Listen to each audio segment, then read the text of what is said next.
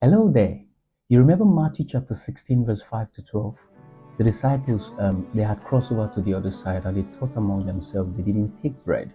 And right after that, Jesus said, be wary of the leaven of the Pharisees. So they thought Jesus was talking about bread. And Jesus, knowing their thoughts, said, have you forgotten how I fed the 5,000 and there were leftovers? 4,000, there were leftovers. I wasn't talking about actual bread. Be wary of the leaven of the Pharisees. Then they understood he wasn't talking about bread.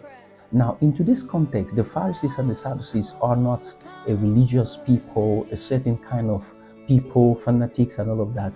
In today's context, the Pharisees and the Sadducees, the leaven of that will be systems, structures, deception that has been programmed in your cosmos, in your environment to keep you away from having a fellowship with God, right? It's not impossible that you go through days, you go through weeks, you go through months, and you don't have a fellowship with God.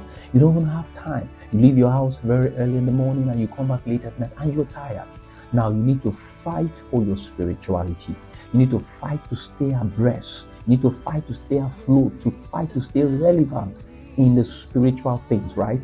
You have to program it. You have to put it in your schedule. You have to be intentional about it because you're in a system of Babylon that is not allowing you have a swell fellowship with God. I'll see you again in my next video. God bless you.